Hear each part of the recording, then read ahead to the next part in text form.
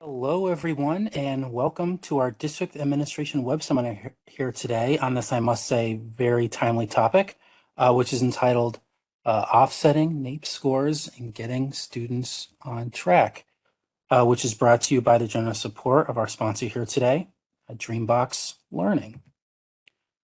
Now, before we get started, I would just like to share just a few housekeeping items very quickly. If at any time you need any technical support throughout the webinar, please just use the chat panel, which you can find. It's on the lower right-hand side of your screen. Then you just select my name, which is Stephen Blackburn, or presenter host, and then just type in your message, and I'll get back to you as quickly as I can. I'm also about to submit a phone number and access code in that very same chat that you can dial in if you want to listen in privately or if you don't have any speakers. So look out for that in just a few moments. We will also be welcoming any questions that you have during our presentation with a Q&A session that will be happening at the end of the presentation. You can submit any and all questions that you have at any point from now until the end using the Q&A panel. And you can find that panel, it's on the bottom right-hand side of your screen, and then send your questions to all panelists. Also, the last point I'd like to make, and then we'll get right to the point, is that if you would like to access this web seminar at a later time, you'll be pleased to know that everyone who registered and all of you who are in attendance, you will all receive an email with a link to the slides as well as an archive recording. And now it is my pleasure to introduce our speakers that we have with us today. We have Dr. Eric Youngman, who is the Superintendent of Teacher and Learning over at Libertyville District 70. Tim Hudson, who is the Chief Learning Officer at Dreambox Learning, and also at Dreambox Learning, we have Danielle Selenrick, who is the Director of Customer Success there. Welcome all of you. We're excited to have you here with us today. Thank you very much. To be here. Thank you for having us. I'm looking forward to a great conversation. Perfect. And now you may begin. Thank you. All right. Well, thank you everyone for joining us, and thank you, Stephen, for that introduction and helping keep things rolling and moving, moving on this fine day. So, obviously, we had some NAEP scores that came out recently that are the talk of the town, as it were, and we're gonna have a conversation here. We're glad you're joining us. We've got a chat feature, we've got the Q&A features for you to contribute and participate, because we really want this to be a dialogue. About what we can be doing, what we should be doing. So we've been through the welcome. Going to do some brief introductions just so you know a little bit more about who we are. We're going to run through the NAEP scores, which you may or may not be familiar with. Just a few slides on that. And then talk about some questions that are top of mind for educators, for us, and also entertaining your questions and chat along the way. So just by way of introduction, I'm Dr. Tim Hudson, and I'm the Chief Learning Officer at Dreambox, where I oversee the development of our literacy and math curriculum assessment and research. And I enjoy speaking, I enjoy doing webinars, I enjoy the intersection of pedagogy and technology, as well as ensuring equitable outcomes for all students. So I'm going to real quick pass next to Danielle for her to introduce herself. Good afternoon, everyone. My name is Danielle Selenrick, and I am the Director of Customer Success here at Dreambox. In my role, we are overseeing the client lifecycle of our partners who partner with us for Dreambox Reading and Math. And my background is in public education as well, and I've spent many, many years in that world, both as an educator and a district leader. So excited to have a conversation with all of you today and hear your feedback and your thoughts.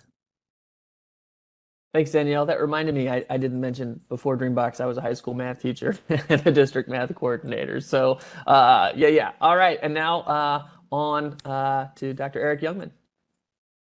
Good afternoon. I am Eric Youngman. I'm currently the Assistant Superintendent for Teaching and Learning in Libertyville, Illinois. I previously was a first grade teacher, an assistant principal, and a principal. And I'm also a father of 3 daughters. So a lot of the times when I'm answering these questions, I think of that lens. And also my wife is a speech pathologist in a school. So I try to look at aspects in that lens as well. But I've also written a couple of books, one about 12 characteristics of deliberate homework, as well as a children's book about growth mindset. So usually when I'm speaking, I like to talk about leadership and growth mindset. I also did a dissertation on grading. But like for today's conversation, I'm just talking about my awesome school district, Libertyville District 70, and some of the changes and collaboration and areas of focus that we have. So I'm glad to join the conversation. Yeah, that might be good to start there, is just share with us a little bit about Libertyville. We have 4 elementary schools and 1 middle school. And in the end, it's a very collaborative school district where we have very involved school board members and parents. We have dedicated staff members, and our students are amazing. Everyone has been through a lot, and our school district has gone through similar challenges as we came through the pandemic. So I'm interested to share some of those stories because as we all talk with fellow educators and share our stories, we will see a lot of similarities. And usually these conversations then lead to some collaborative problem solving or validation of some of the directions or thoughts that you are having. So we'll start here with a little bit of the NAEP results that just came out. So here we're looking at grade 4. You've got the math in blue and the reading in green, and definitely some declines. We're not used to seeing some of these declines over the past several, decades, really, going back with all these data. But this is that snapshot for 4th grade. And then when you break it out, and this is of course an important thing, I'm sure Dr. Youngman doing it in your district as most district leaders are, you can't just look at the averages. Averages always hide things. We need to look at different groups of students. And here's the breakout for both math and reading by percentiles. And as typically happens, and I think I personally kind of suspected that the biggest declines are from the students who are in most need, like already starting at the lower percentiles and dropping even further. And we'll talk about what to do about that, what some ideas are for that. And let me pause here for either of my other panelists, Eric or Danielle, if there's anything you'd like to say about the previous slide or this one before we move on to, I think we got grade 8 next.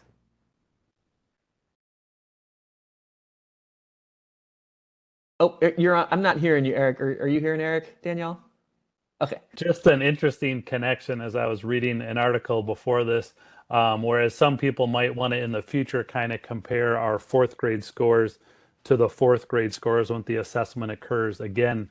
But the author of the article, who I forgot, wrote about it where we really should be looking at our 4th grade students and then as they compare as they become 8th graders.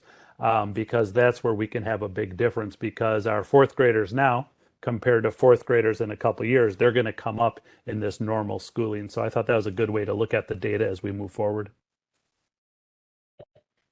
Yeah, that's a pretty important point. There had been, when I was a math coordinator, I was reviewing different math software products, and one of them was using, grade level changes over year, the same grade level, to show the way that their product improved scores. And I thought that exact thing. I was like, well, I don't want to, let's look at cohorts of students. I don't want to compare this year's 4th graders to last year's 4th. Who knows what those, and when I rearranged their data to look at that file, that cohort, it actually showed their product didn't work. As a little, I gave them that feedback. So how about you, Danielle? Any thoughts come to mind on 4th grade? Well, I think in looking at the data as a whole, it's always important to think about any data as information. And although this is leveling up some issues that we didn't necessarily not anticipate, it gives us an opportunity to also settle in on what has been going well. So really want to make sure that we have the context of what can we do better, but also what are we doing well and how we're already addressing some of these issues as we move through this conversation. Yeah, that's a good point. In terms of 8th grade, the slide's a little brighter, but the results maybe not necessarily brighter. Still some declines in ways that we don't we're not used to seeing. Over the long term, still pretty certainly for the reading.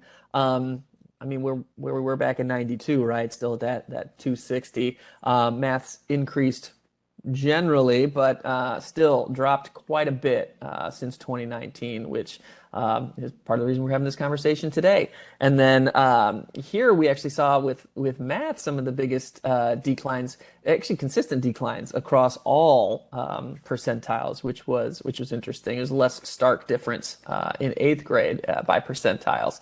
Danielle, Eric, anything about eighth grade pop up for you? You want to share thoughts? I mean, just in general, sometimes our sixth and seventh grade students achieve a little bit better compared to their eighth grade peers. So sometimes as students are going into high school, that eighth grade is a unique grade level. But then also the shift a lot when we look at the middle school scores, there was a change, but I think the bigger impact we are seeing is with kindergarten and first grade students who didn't have that preschool experience, didn't have that socialization component. And so I look at these scores, but I also look at some of the younger students as well.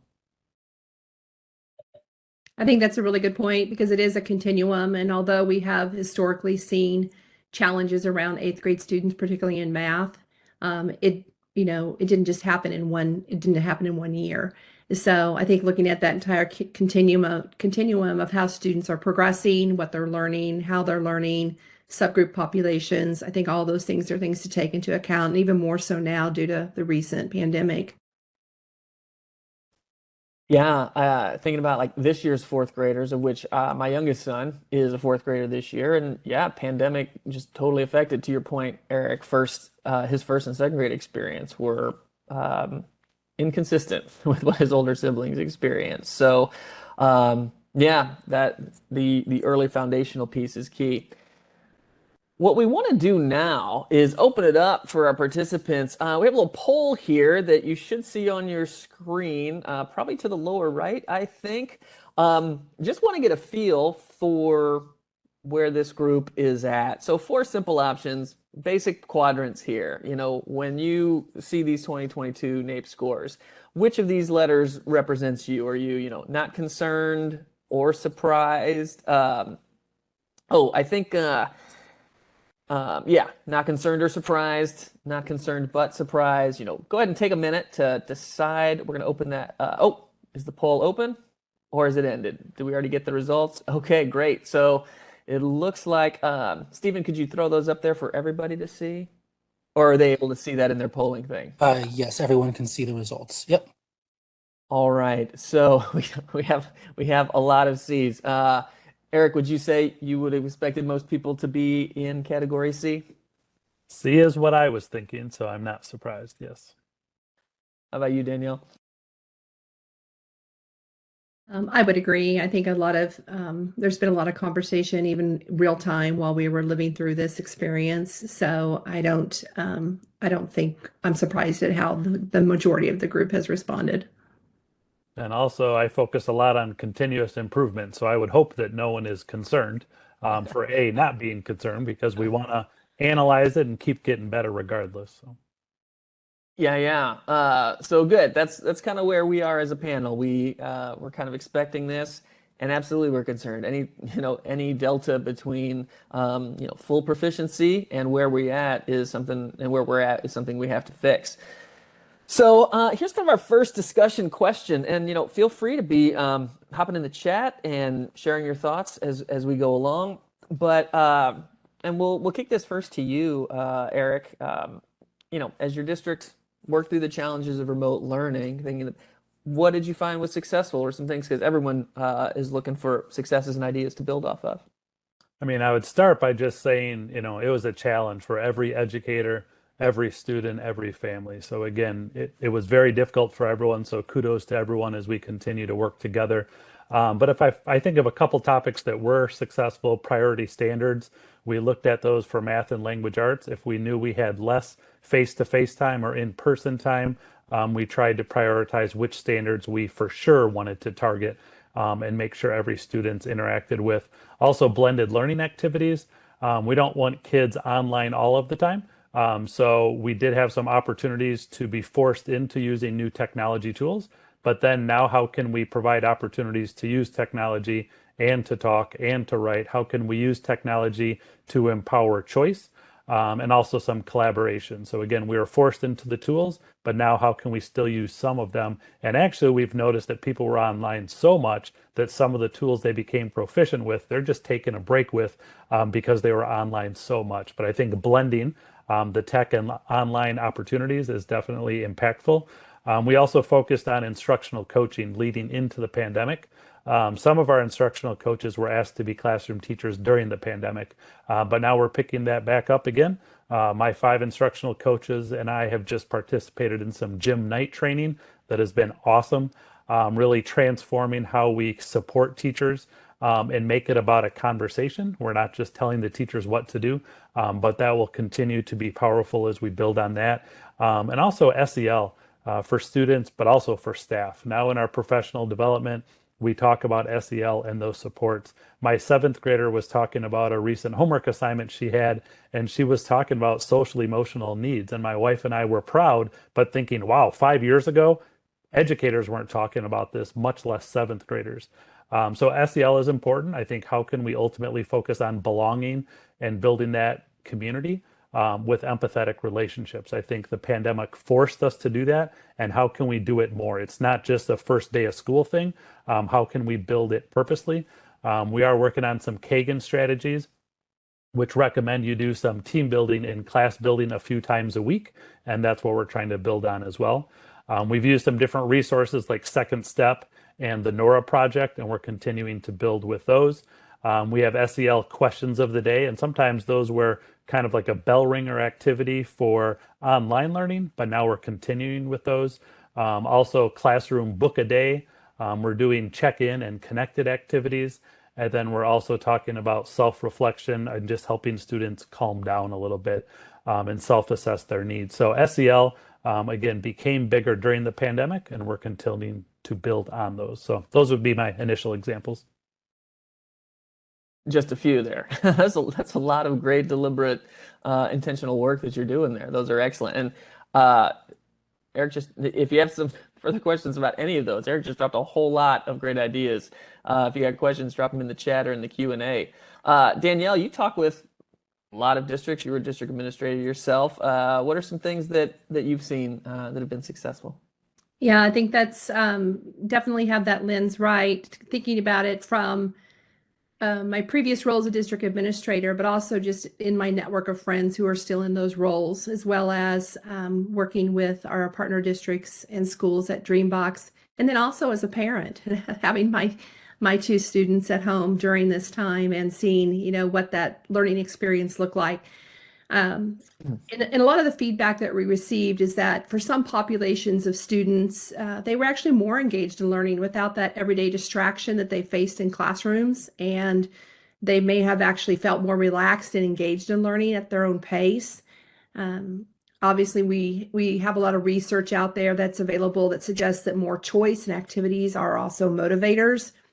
And I read a study recently that was published by School Psychology that found that many parents actually pointed to this greater flexibility during that time in a child's schedule or in their way of learning as one of the biggest benefits or positive outcomes that came from this experience.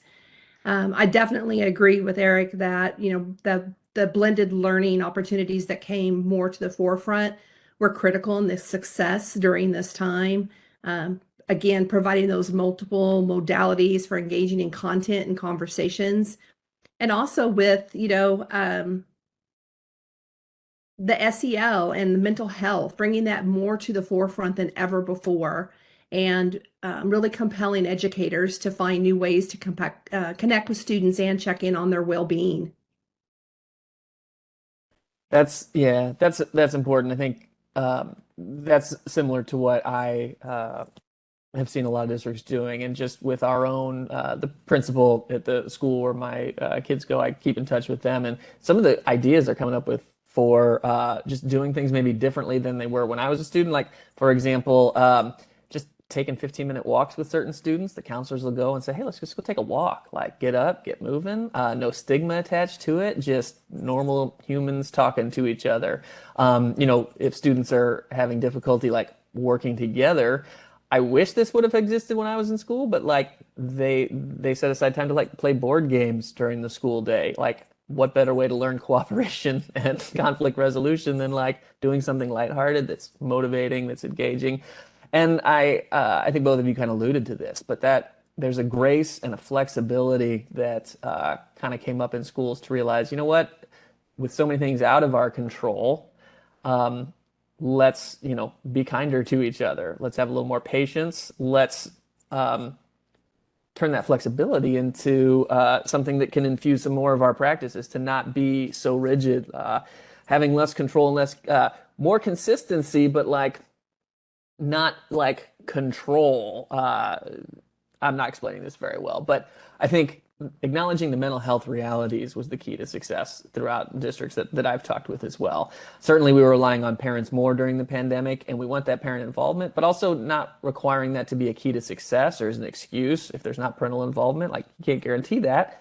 And for the blended learning piece that Eric was talking about, one of the things we care deeply about is just making sure that our products are easy to use, that if they're frustrating or hard to understand or hard for students to log in, get going, like that's a big problem that doesn't, like, we don't want schools to have additional problems because our products are making their blended strategies harder. So we definitely, during the pandemic, we're trying to help districts be successful by releasing improvements to communication features, like ways for students to talk with teachers when they were remote, and then releasing new data products that would help give teachers and administrators insights that they couldn't get when they weren't in person. So just trying to be good partners.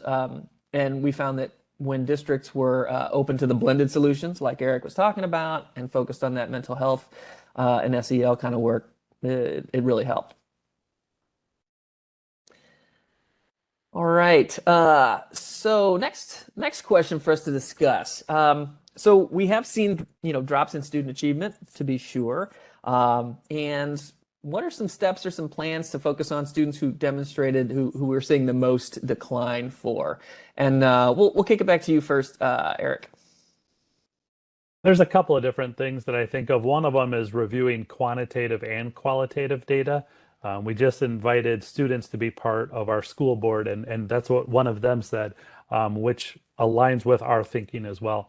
We can't just look at the data. We can't make an excuse and ignore the data, but also what stories can you understand from the teachers and students' perspective? How can you gather feedback with observations and interviews and surveys and conversations? So I just really think you need to get more data and understand the bigger picture with every student, but specifically students who are struggling as well. How can we differentiate based on data? So for example, for kindergarten through fourth grade, we're using Bridges for math, and we're purposely looking at data from another assessment, USNS, and the number corner, and we're using benchmark assessments. And then based on that information, then we're targeting specific games that practice skills, or we're assigning them something to do on Dreambox, or we're working with them in small groups. We started last year win time, what I need time. And for 30 minutes a day, we focus twice a week on math, twice a week on literacy, and 1 day a week on SEL. So again, how can we differentiate based on some data to help the different students at the upper end as well as the lower end? We also were reviewing different criteria for interventions for our EL students and students who qualify for Tier 2 or Tier 3 support.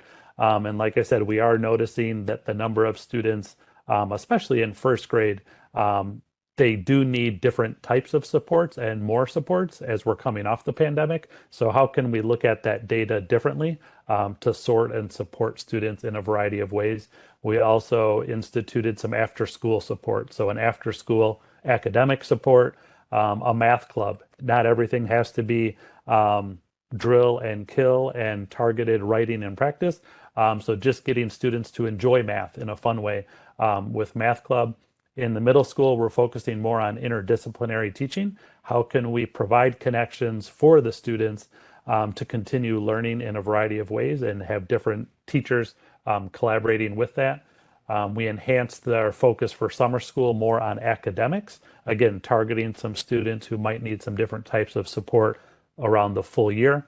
And then finally, we're just in the initial stages of updating and creating a new strategic plan. So some of these conversations will be folded into this. And I think it's important that we mention it because it's not just the administrators making this plan. It's working with the teachers, with the stakeholders, with community members, with former students to build a vision for how we can help our students as they prepare to be leaders in the world.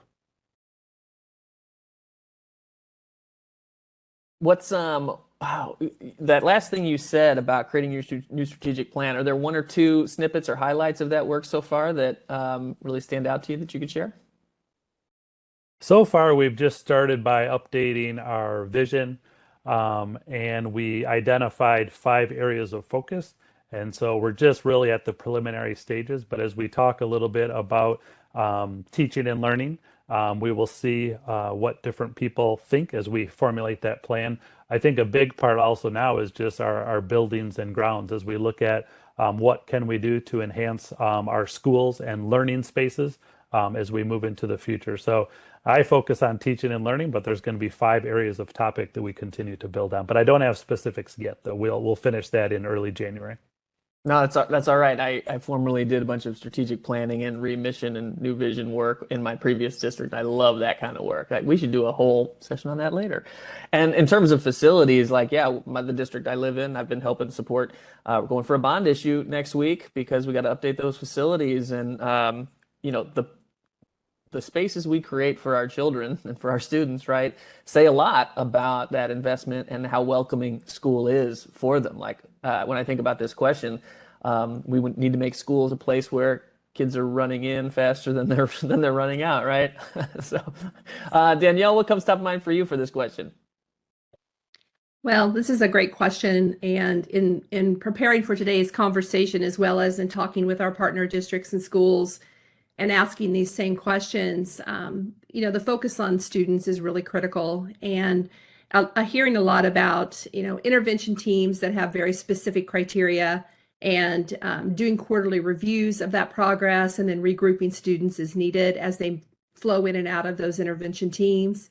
A lot of conversations around tutoring, but not just with teachers, also with peers, and having older students work with younger students because we also know that they learn well from each other.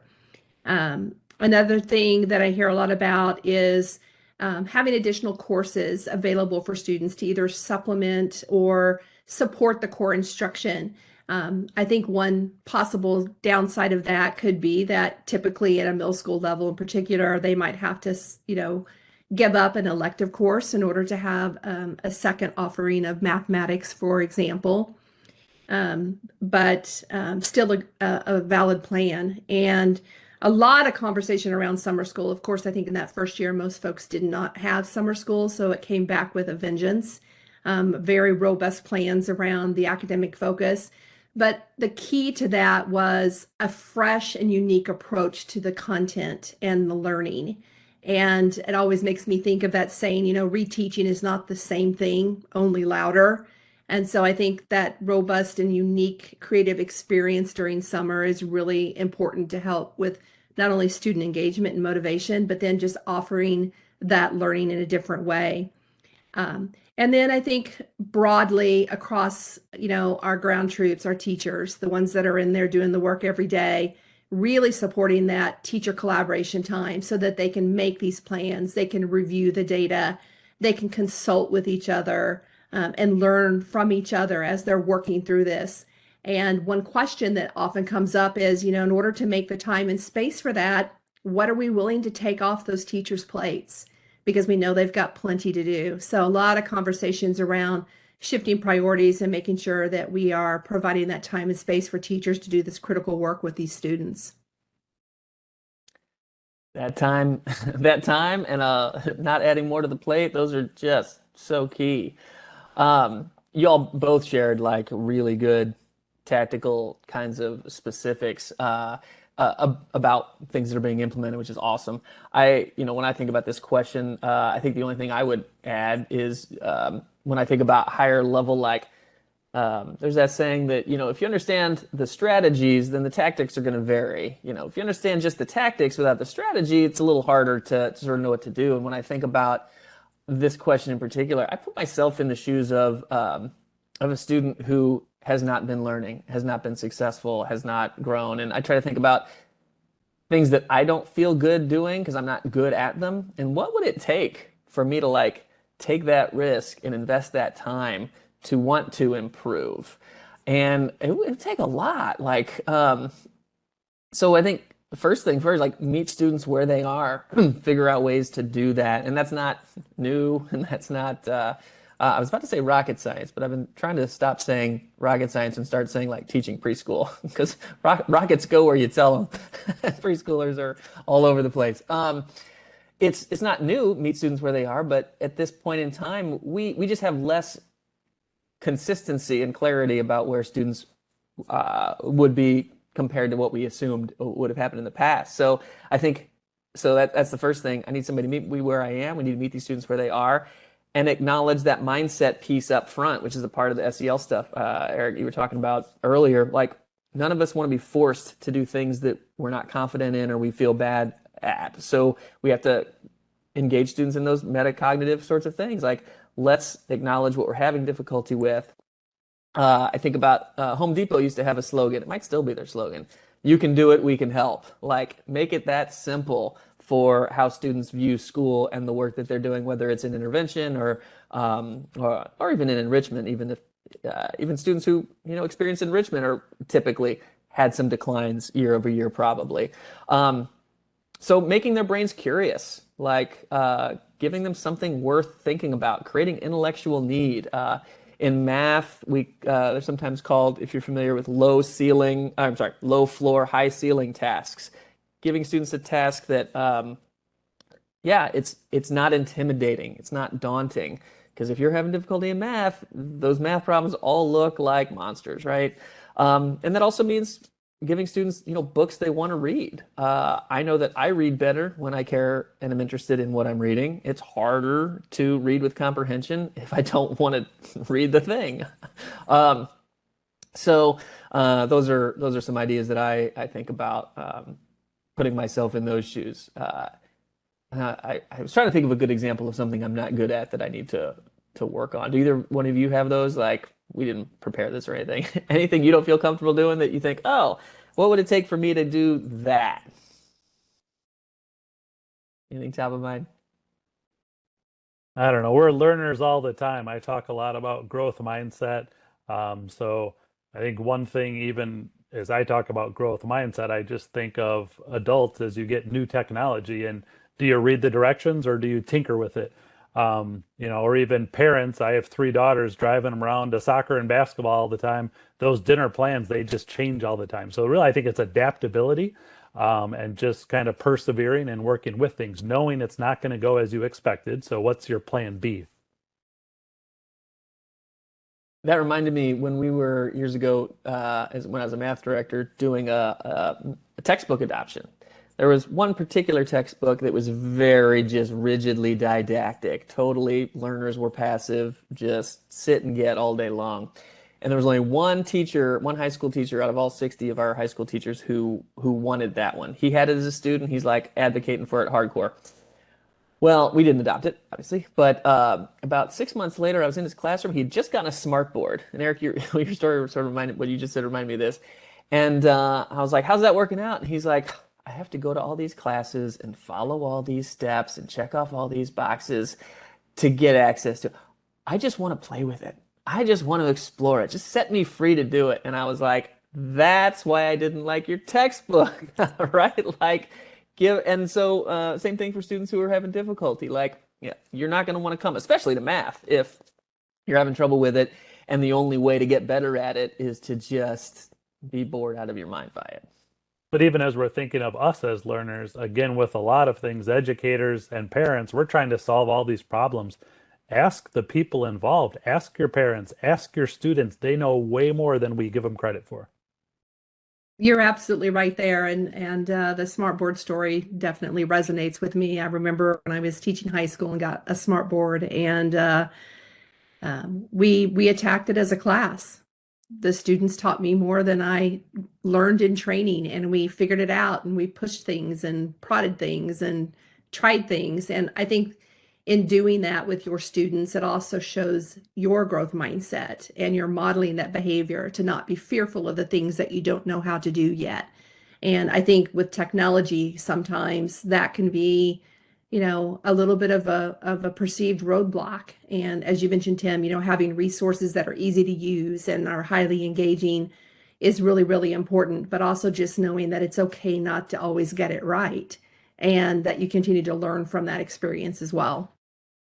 I agree. Model and empower vulnerability and risk taking and embracing and learning from mistakes because they're going to happen. How can we learn and get better? Yeah, it's inevitable. So just picking right up on that, Eric, what sorts of solutions and shifts? You've talked a little bit about this already. Anything else that you haven't mentioned yet that your district is considering along these lines? Or have you kind of run through all of it? You've listed a I lot of think stuff. I've got through most of the ones on that topic. Yeah, Danielle, anything on this question to add to what we've been talking about so far? What you're seeing? Anytime you're looking at data, it's always a good opportunity to, look at your curriculum, look at your resources, look at your scope and sequence. Is everything aligned? Do you have any holes that you can definitely shore up?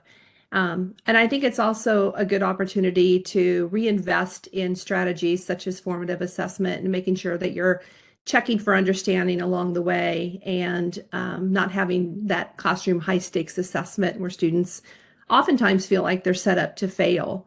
Um, a lot of other things that I've been hearing about from our partners are a lot of student-led efforts, whether it's student-led conferences during parent-teacher conference time, or if it's student-led conferences where they are having the opportunity to present in front of their buildings, in front of school boards, talk about what the learning is. So I think anytime we can empower students to really be active participants in their learning, I think is a win. Yeah, last year, my high schoolers were part of a student-led rock, paper, scissors club after school. It's great to have students leading things.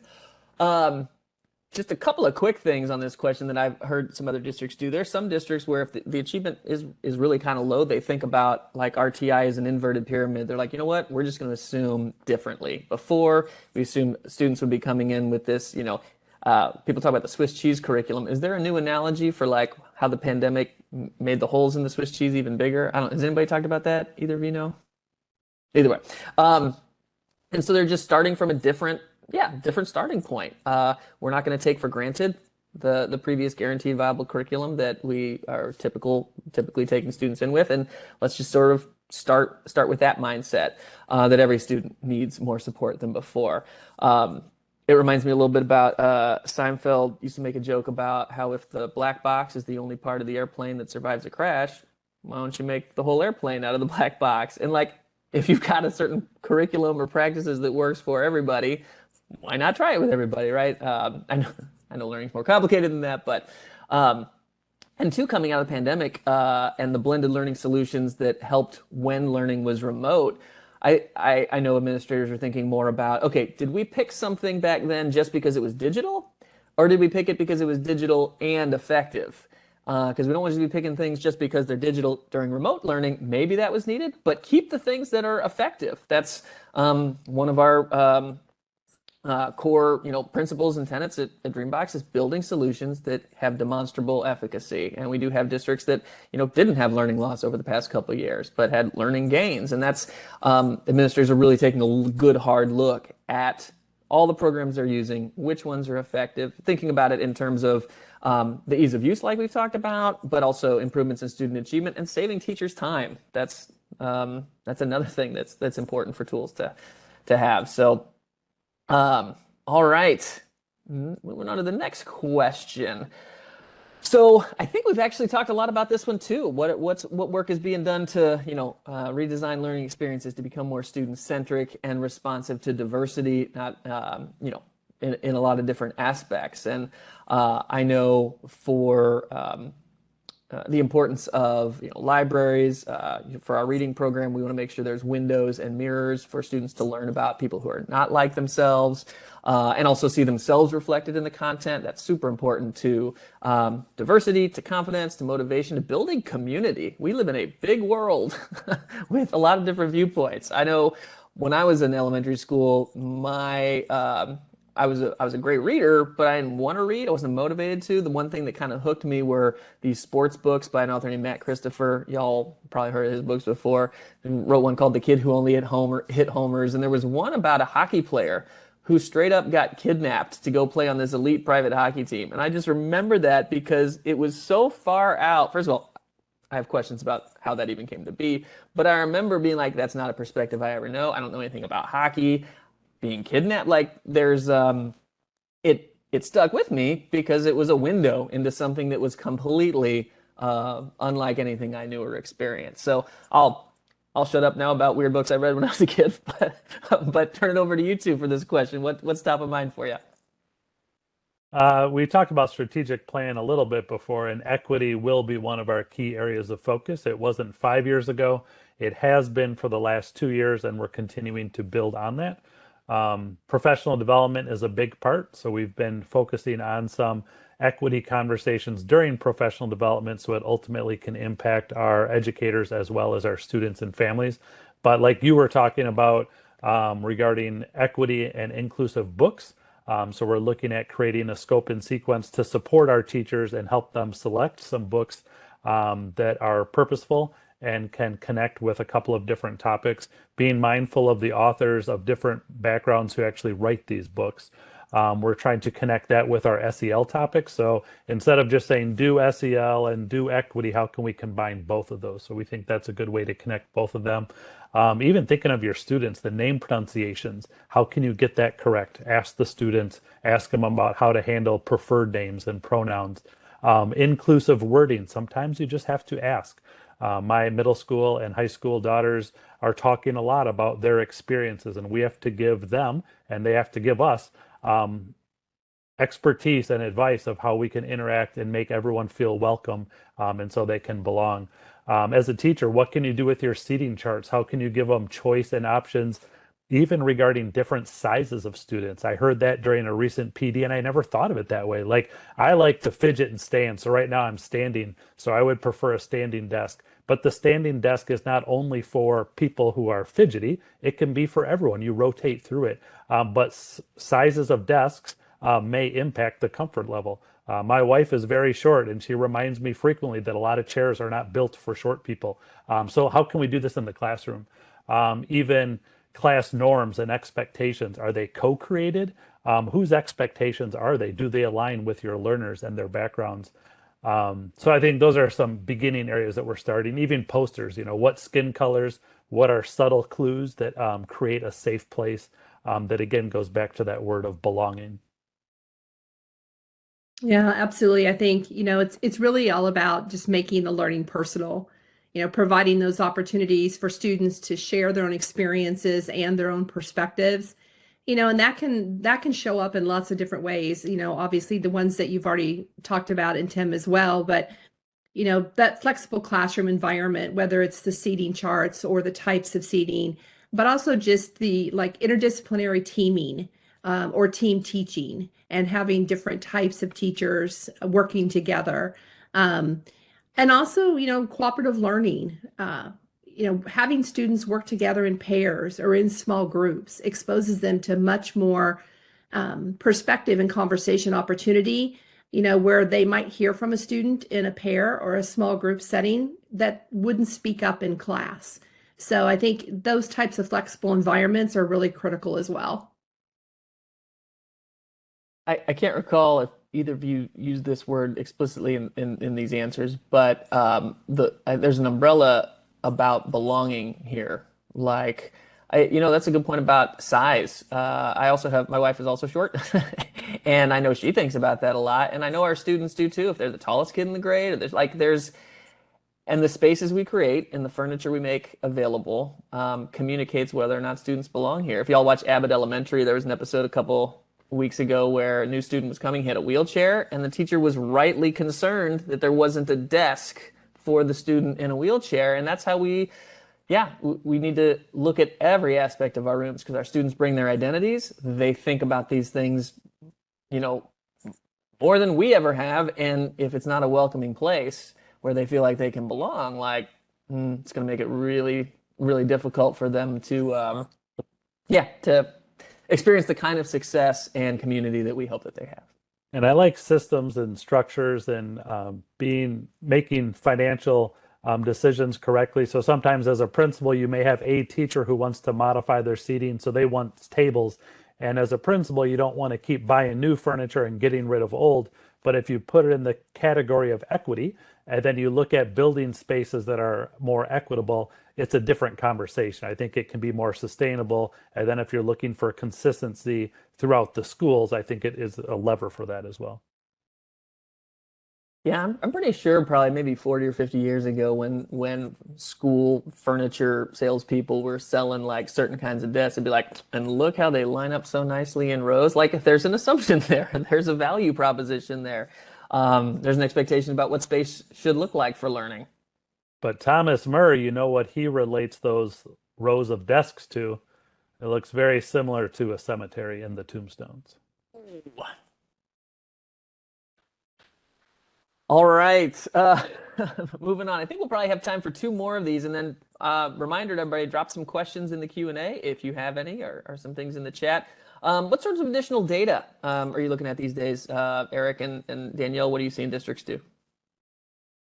This year, I think the Illinois has done some good recommendations and mandates as we're looking at different topics. And so one of them was dyslexia. We needed to have a screener. And so we started this process a little bit earlier, and now we do have a dyslexia screener.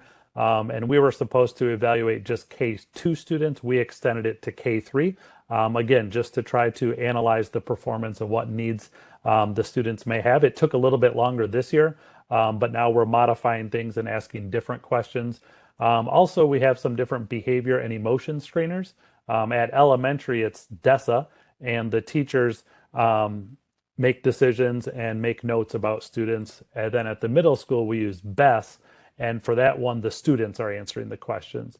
But again, how can we ask some questions that get students to reflect about it? And then how can we use that data to enhance the connections?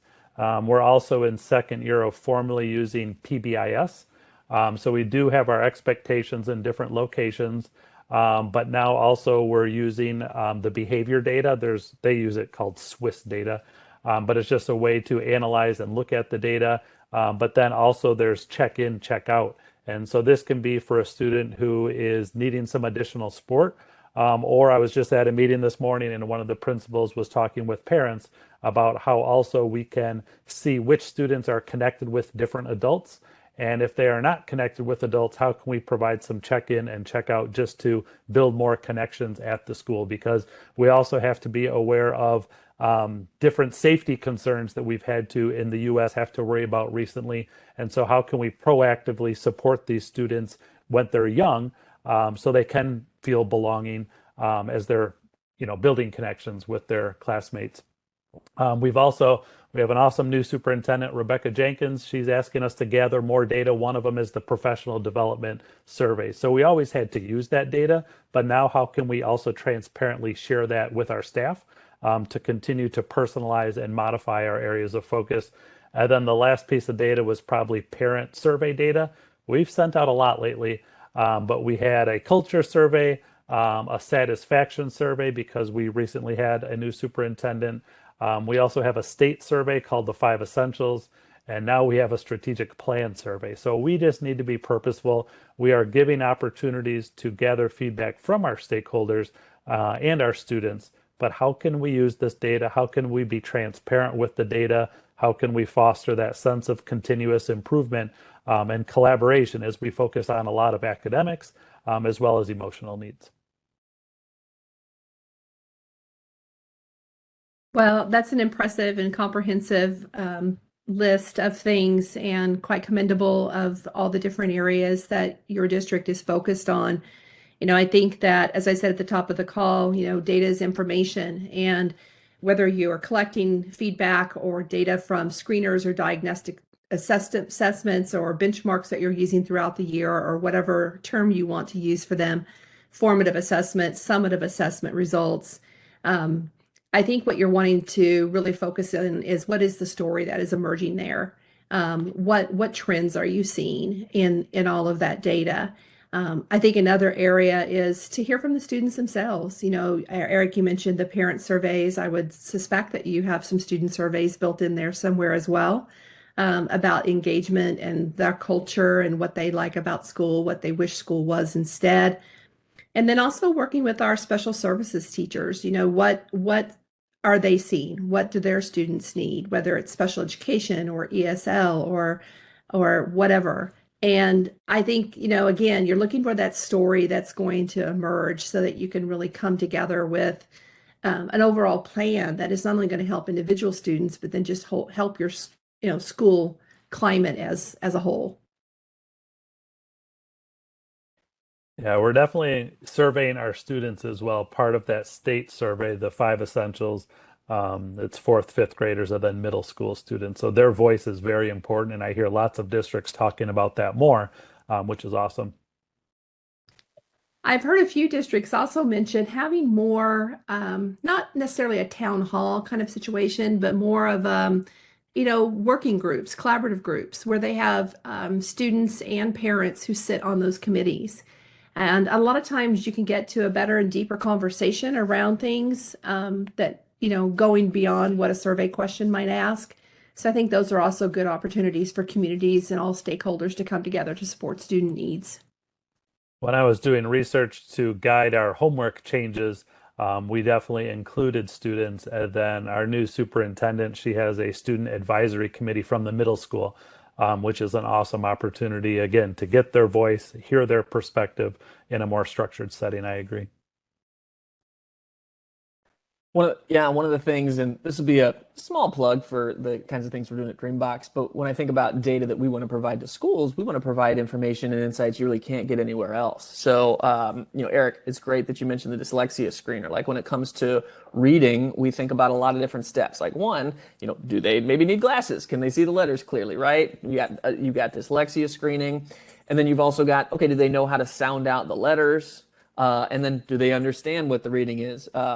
The comprehension piece. But one thing that's missing in there is when they're reading, like, where are their eyes looking? So our reading program is based on research of tracking and watching where students are looking on the page, because we kind of assume they're just going to be reading like you're supposed to be reading. But we find that students who are having difficulty reading, their eyes are all over the place. So creating technological tools that can provide insights about that reading rate, about where students are looking, and then providing that ability to meet students where they are in terms of their reading rate and communicate their silent reading fluency rate. That's important because every test students take is a test of some silent reading fluency, right? We take the test, it's quiet, even math questions. So we like to, you know, provide insights that you can't get without technology. That's part of the what we think is necessary to help students move forward. Making connections with two of those. I was listening to a recent podcast about understanding the brain as students are reading, and they talked about tracking their eyes. So that is interesting. And I didn't tell you this about before, but we recently had a Bridges training with the presenter. Her name was Janice, and we were talking about which Bridges assessment can we use to help differentiate. And she's like, just use the Dreambox assessment because it tells you exactly what you need. Yeah. So I would put in that plug too. Oh, that's great. Yeah, we work pretty well with Bridges, but being able to have teachers, you know, if you want to figure out where students having difficulty, you know, multiple choice can only get you so far. Like we want to show you the problem students solved in Dreambox. Here's what they answered, and also you can see how they solved it. Uncover their thinking, get inside what they're thinking. So we're coming up on time. With this one last question, and then we have, I think, one or two that come from the audience. I could go back to Stephen, but this question about motivation, and Eric, you haven't talked much about grading yet, but I think grading and assessment are key to motivation, and you could share some things about grading if you want. When it comes to motivating students to stay on track, I think that grading and assessment play a huge role. We've already talked about designing learning experiences, student-centered, like pedagogy things, but like honestly, if I know certainly at the higher grade levels, like a lot of times students just care about the grade. That's what motivates them. I got an 89.4. How do we get 89.5? Which is the wrong conversation. And then also how we're assessing students. I know that one of the things that my elementary school does is, the assumption that everyone has to take a test that's super quiet, like in the room with everybody else happening at the same time. they're doing more universal assessment accommodations, even if students don't have IEPs or 504s, because you want to create the conditions where you get an authentic read and assessment of what a student knows. And if they're distracted by things in the room, you're not actually, you're getting flawed data. So any thoughts on this one, Eric, about motivation and grades and assessment? A couple of different topics. I did my Yeah. dissertation on standards-based grading, so I'll come back to that one. Initially, our focus has been on Kagan engagement strategies. So instead of one person, the teacher, talking, how can we engage 50% of the classroom instead of calling on one student? So we have lots of structures we've been trying to implement this year with engagement. Because teachers were noticing that students were behaving less or not as involved. So, as the teacher, we need to facilitate those conditions. So, the Kagan structures have been very helpful. And then also just talking about growth mindset. Again, how can we focus on that continuous improvement, that power of yet? You're not going to get everything the first time, you don't know something yet. And then again, just embracing learning from challenges and mistakes. We don't want anything or everything too easy. I was reading something from Carol Dweck, and her feedback when someone got 100% was, "Oh, that's my mistake. I gave you something that was too easy." But again, how can we have the students also expect mistakes, expect to learn from it? And when we talk about grading, before I was talking about standards-based grading. Now I just focus on effective grading. I really love a lot of the work that Tom Gusky has done. But right now I try to focus it more just on learning. So how can we enhance that self-assessment and the goal setting? How can it be less formal? Because we have to provide that feedback during the learning. And so even when we have final exams or an assessment at the end, if you give them the feedback and the grade, all they're looking at is the grade. But even the time of that, how can you empower curiosity and exploration at the beginning? Give them opportunities to create quality work, and then finally at the end, near the end, assess them. But then again, provide that opportunity where they can act on that feedback. Because if you don't provide that opportunity for change, then What are we why even do you doing? do it? What are we even doing? All right, thanks, Eric. Well, I'm going to kick it back to Stephen now to facilitate a little bit of Q&A before we wrap up here in a minute. Yeah, definitely. Thanks. Yeah, and we're almost at the top of the hour, so I'm just going to dive right in. Hopefully, we can get through them all. But if not, not a problem. We at DEA will be sending the questions that we don't get to today to Dreambox Learning right afterwards, so that your questions will be answered at some point after the event. Let's see. Yeah, we do have a few questions. The first one that came in. So this person who's writing to us, they're saying at their district, they have some hesitant students and they feel, most comfortable and confident, learning through technology because, as she was saying, it allows them to explore individually. But here's the question: how can we ensure that those students feel like they belong, even if it's in a virtual situation? Eric, do you want to answer that one, or?